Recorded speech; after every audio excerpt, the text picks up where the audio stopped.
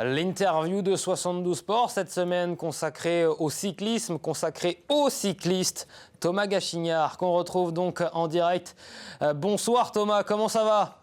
Ça va, ça va. La forme, tu reviens de Nice, hein, et il a fait beau d'ailleurs sur cette dernière journée de Paris-Nice. Tu viens donc de prendre part à la course au soleil sur une semaine. Est-ce que d'abord, avant de revenir sur ta semaine, sur tes résultats, est-ce que tu as pu faire un peu de vélo aujourd'hui pour récupérer un petit peu de ta semaine sportive ? Non, du tout. Aujourd'hui, c'était repos. Et surtout, hier, j'ai pris l'avion hier soir tard. Donc, le train ce matin. Donc, c'était une journée assez light pour bien récupérer de ce Paris-Nice qui a été plutôt dur. Et tu as quand même pu ramener dans tes valises donc un joli maillot à pois. Tu es devenu le meilleur grimpeur de ce Paris-Nice. Paris-Nice, c'est une des plus grandes courses d'une semaine, hein, au plus haut niveau mondial en World Tour. Bravo, c'était prévu de ramener ce maillot à pois. C'était un de tes objectifs avant le départ de la course ? Prévu, oui et non. En fait, pour l'équipe, c'est très important de se montrer à l'avant et de pouvoir montrer le maillot. Et avec Alexandre, nous, on avait pour ce but de ce début de Paris-Nice de prendre des échappées et de pouvoir le conquérir. Donc, c'est ce qu'on a fait. Alexandre a pu le porter pendant 2 jours. Et puis après, ça a été Joe Almeida qui l'a récupéré sur l'étape d'Antex où il a eu de la grêle et puis de la pluie. C'était vraiment incroyable le temps. Moi, j'étais devant à ce moment-là et on est passé partout, par tous les temps, le soleil, la pluie, le vent. Enfin, c'était n'importe quoi pratiquement. Et puis, cette étape-là, j'ai récupéré tous les points et il m'a manqué que 3 points parce qu'en fait, les points étaient doublés au sommet du col. Donc, c'est pour ça que j'ai pas eu le maillot directement. Mais le lendemain, j'ai récupéré un petit point. Puis le surlendemain, j'ai récupéré 3 points du coup en retournant dans l'échappée. C'est une fierté, j'imagine, en ce début de saison. Ça vient confirmer que tu es plutôt en forme. C'est une bonne chose, ce maillot à pois. Franchement, ça fait du bien aussi mentalement parce que ça a été assez dur le début de saison. J'ai pas eu forcément beaucoup de chance, dont à la Ruta, la Ruta del Sol où je marchais plutôt bien, mais il y a eu cette chute dans les derniers kilomètres de la dernière étape. J'avais tout fait bien. Cette chute qui a été, qui m'a fait perdre sans doute le podium. Donc, ouais, ça récompense le travail que j'ai fait tout l'hiver, que aussi la participation du Tour l'an dernier qui m'a aidé à progresser aussi. Donc c'est une suite, on va dire, ça fait du bien à la tête. Dans ce classement de la montagne sur Paris-Nice, tu termines avec 1 point d'avance sur Michael Storer et sur Joao Almeida. Ce sont des noms qui parlent, hein, dans le vélo. J'imagine que ça aussi, c'est important et ça fait du bien psychologiquement. Ouais, c'est sûr, c'est sûr. Au départ de l'étape hier matin, enfin, clairement, j'y croyais pas forcément à le garder. J'allais tout faire pour prendre l'échappée, pour aller marquer les points. C'est ce que j'ai fait. J'ai tout fait pour prendre l'échappée. J'en ai même laissé les jambes dans la première ascension, mais j'ai dit tant qu'à faire, pas de regrets et on fait tout pour aller devant. Et au fur et à mesure de la course, je me suis dit je vais arriver, je vais directement aller au bus, me changer. Et au final, on m'a fait tourner pour la remise du maillot. Et j'ai quand même demandé 5 fois la vérification de savoir si c'était vraiment moi qui l'avais. Et puis du coup, très content, tout simplement. Les sensations étaient bonnes sur cette semaine de Paris-Nice ? Bonne, c'est compliqué parce que avec le temps qu'on a eu, les jambes, on est passé par vraiment tous les états. J'ai jamais eu aussi froid sur le vélo.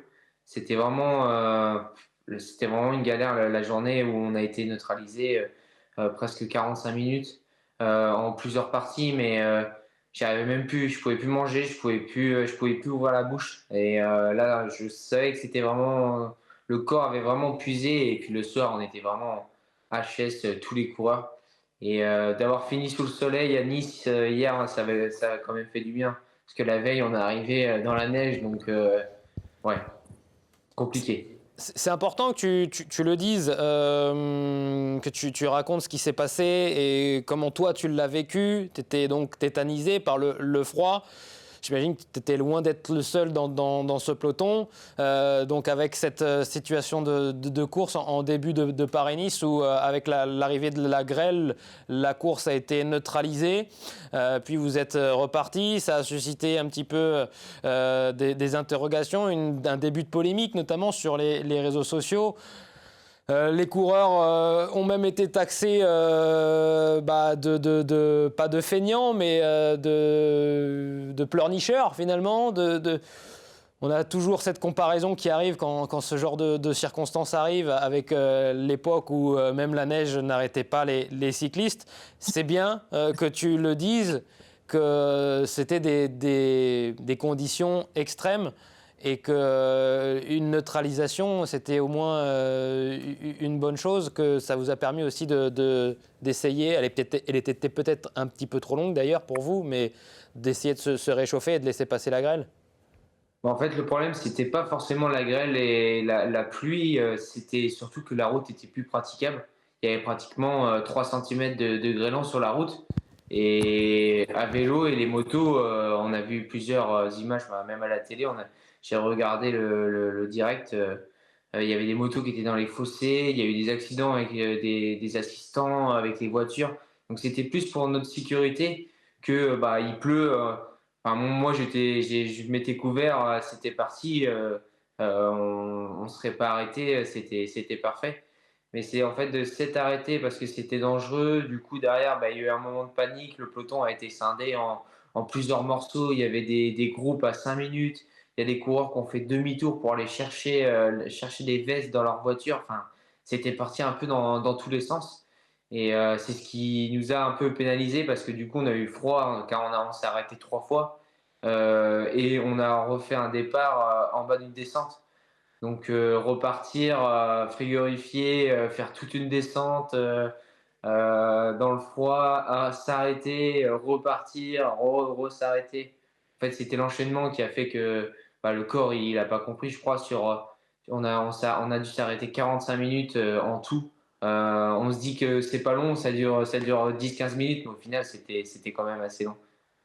Et nous, téléspectateurs, on est bien content d'être au chaud quand on voit ce genre d'image, évidemment. D'ailleurs, tu me surprends en disant que tu as eu froid parce que tu es le genre de coureur à plutôt apprécier cette météo quand la pluie arrive, quand le vent arrive. Certains vont plier bagages. Et puis toi, tu es le genre de coureur à mettre encore toute l'énergie dans ton coup de pédale et à plutôt tirer profit des conditions extrêmes. Mais ça, c'est de rouler en Sarthe, c'est pour ça m'intéresse un peu. Mais non, oui, c'est sûr, la pluie, c'est pas ce qui me dérange, mais le froid, en fait, dès que le froid nous attaque, c'est foutu. Faut se couvrir vraiment au bon moment, mais pas trop non plus parce on peut vite surchauffer et c'est à ce moment-là qu'on peut aussi exploser le moteur. Donc il y a un entre-deux à avoir. Mais dès qu'on commence à avoir froid, c'est comme pour la fringale. Faut pas attendre d'avoir faim pour manger. Faut manger avant, sinon c'est trop tard. Ouais, ce début de saison 2025 donc, qui vient d'être récompensé avec ce maillot à pois sur Paris-Nice. Tu nous parlais il y a quelques instants justement de cette chute malheureuse. On va voir les images. Tu étais dans l'échappée qui allait se disputer la victoire finale sur la dernière étape de la Ruta del Sol. Vous étiez 5. Et puis à 5 km, à 6 km de l'arrivée seulement, tu viens tomber dans un virage. C'est même pas de ta faute. Tu es obligé de tomber puisque c'est le coureur qui est juste devant toi qui part à la faute. Ça doit être frustrant de voir en plus l'échappée se disputer la gagne, toi qui étais à la recherche de ta première victoire chez les professionnels. Ouais, clairement, j'avais tout fait bien toute la journée. On était 2 représentés à l'avant avec Pierre Latour. Il a tout fait pour que je sois dans le bon groupe au final. J'étais tout seul à la fin avec contre 25 mecs. J'avais pris le bon coup, j'avais vraiment pas calculé mes coups de pédale. Et à 5 km, le gars de Scatel a perdu l'avant. Et en fait, vu que j'avais les roues croisées avec lui, il m'a pris ma roue avant et je suis tombé. J'ai essayé de repartir directement, mais mon vélo était coincé dans le sien. Donc j'ai perdu pas mal de temps. Et puis après, la course devant, c'est parti directement. Donc, ouais, c'était vraiment dommage. Je m'en voulais aussi parce qu'on savait que c'était un passage compliqué, mais je savais pas que ça allait tomber aussi. Un groupe de 5, on se dit en peloton, bon, ça peut être risqué. Mais là, à 5 mecs, ben, il y avait pas à tomber. Donc, ouais, c'est sûr, un peu frustré, mais bon, c'est comme ça. Tu parles de Pierre Latour, ton coéquipier, hein, qui t'a mis dans les meilleures conditions, justement. Pierre Latour, c'est quand même un ancien maillot blanc, hein, du Tour de France. Bah, ça veut dire qu'on te donne des responsabilités au sein de cette formation Total Energy et que tu risques souvent d'avoir ta carte à jouer cette saison. Bah, ma carte, oui, j'espère. Après, à l'image de la Ruta del Sol, le leader principal, c'était Steph Kras. J'étais là pour l'accompagner. J'ai fait mon maximum. Et puis, bah, au final, bah, le premier jour, j'ai été faire un top 10. Bah, on s'approche de jour en jour. Mais vu que je suis pas un grimpeur, bah, du coup, c'est assez compliqué. Donc, j'ai compensé dans les descentes. Ce qui a fait la journée où j'ai roulé pour Steph, pour pas qu'il perde trop de temps. Bah, du coup, ça m'a fait Ouais. reculer en général. Mais c'était pas le but. C'était pas le but. Nous, vraiment, on s'était axé sur Steph. Et puis moi, le dernier jour, c'était si on pouvait peut-être renverser le général. Il y avait des très bons coureurs avec moi. Il y avait Nicolas Prodhomme aussi qui avait ces idées-là. Donc, il y avait 3 coureurs d'AG2R. Donc, c'était la journée parfaite. C'est parti très fort, hein, dans un col. Donc, ouais, j'espère par la suite avoir des opportunités. Après, je veux pas forcément me brider. L'équipe me bride pas non plus. C'est pour ça que je découvre des courses comme là, par Nice, j'ai découvert. Toutes les premières courses de la saison, j'ai découvert aussi.